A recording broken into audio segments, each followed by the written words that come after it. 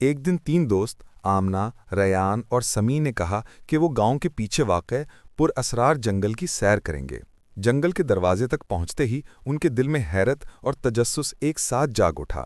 درختوں کی چھاؤں میں روشنی کے چھوٹے چھوٹے جھرمٹ ڈھونڈنے لگے، جیسے کوئی راز چھپا ہو۔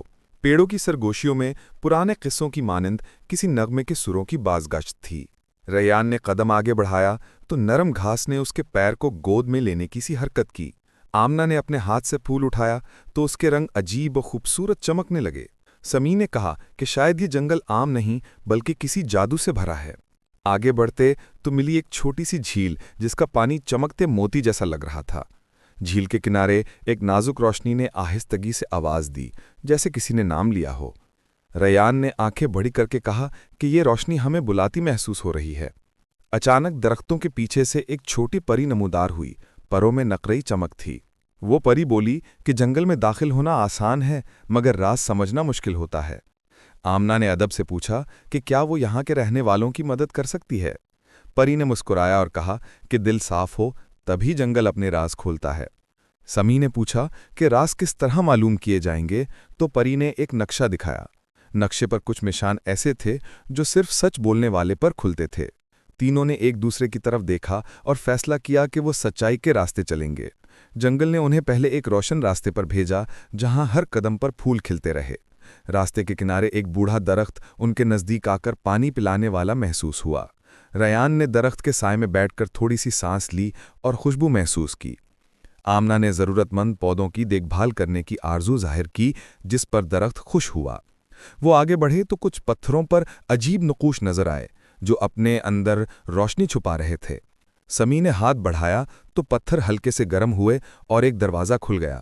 دروازے کے پار ایک چھوٹی سی درسگاہ تھی جہاں جنگل کی کہانیاں لکھی تھیں۔ انہیں بتایا گیا کہ جنگل کی زبان سمجھنے کے لیے محبت اور غور دونوں چاہیے۔ آمنہ نے خاموشی سے کتاب کھولی اور قدیم الفاظ اس کی آنکھوں میں چمک اٹھے۔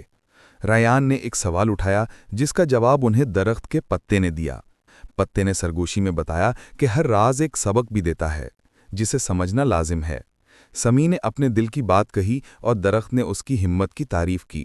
وہ تینوں مزید اندر گئے تو ملا ایک کھلا میدان جس میں روشنی کے سوراخ بنے تھے۔ ان سوراخوں میں ہر ایک کے لیے ایک تصویر دکھائی گئی جو ان کی ماضی کی ایک کیفیت تھی۔ آمنہ نے اپنی پہلی ہمت دیکھی جب اس نے پہاڑی راستہ چڑھا تھا اور کامیاب ہوئی تھی۔ ریان نے اپنی پہلی غلطی دیکھی اور سیکھا کہ معافی مانگنا جرت بھی ہے۔ سمی نے اپنے اندر چھپی ہمدردی دیکھی جو اس نے کبھی محسوس نہ کی تھی۔ میدان کے پار ایک نغمہ سنائی دیا جس میں پریوں کی سرگوشیاں شامل تھیں۔ وہ نغمہ انہیں ایک روشنی کی طرف لے گیا جہاں چھری جیسی روشنی پھولوں میں کھیل رہی تھی۔ ایک پری آئی اور کہا کہ ان کو 3 امتحان دینے ہیں جو دل کے آئینے سے تعلق رکھتے ہیں۔ پہلا امتحان سچائی کا تھا جہاں ہر ایک کو اپنا سچا ارادہ بتانا تھا۔ آمنہ نے اپنی خواہش بتائی کہ وہ دوسروں کے لیے اچھائی کرنا چاہتی ہے۔ ریان نے اعتراف کیا کہ کبھی وہ خوف کی وجہ سے پیچھے ہٹ گیا تھا۔ سمی نے بتایا کہ وہ دوستوں کے لیے ہمیشہ کھلا دل رکھتا ہے۔ پری نے انہیں مبارکباد دی اور کہا کہ سچائی نے پہلا دروازہ کھول دیا ہے۔ دوسرا امتحان ہمت کا تھا، انہیں اندھیرے راستے سے گزرنا تھا جس میں شک تھا۔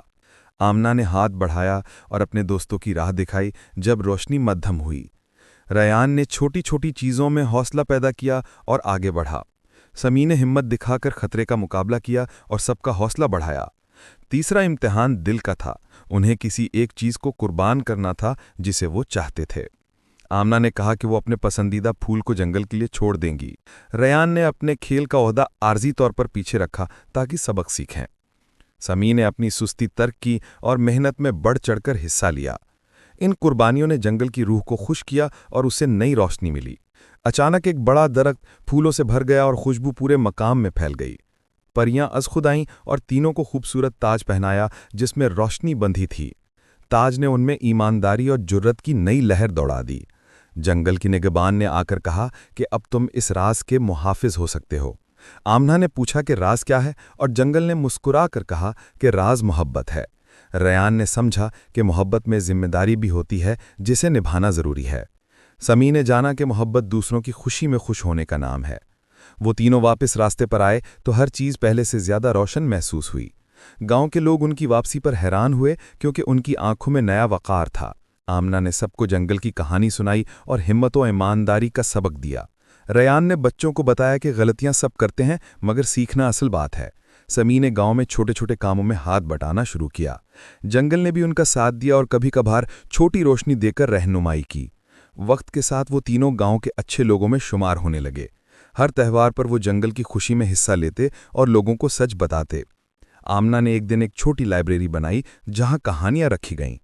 रयान ने बच्चों के लिए खेल और इल्म दोनों का प्रोग्राम शुरू किया।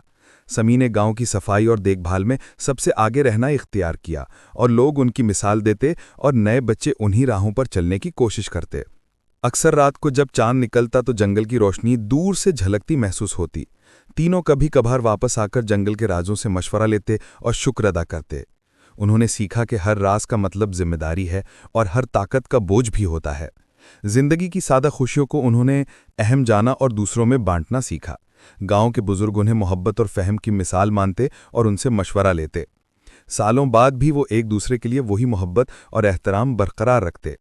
जंगल के फूल अब उनके आने से पहले भी खुशबू बिखेरते मगर अब उनकी खुशबू मखसूस थी। आमना, रयान और समी की कहानी आइंदा नस्लों को उम्मीद और हिम्मत सिखाती रही। जंगल नूर ने हमेशा उनका खैर मकदम किया और उनके किरदार को याद रखा। यूं तीन दोस्त अपनी सादगी और सच्चाई की वजह से एक रोशन मिसाल बन गए जिसे लोग सुनाते रहे।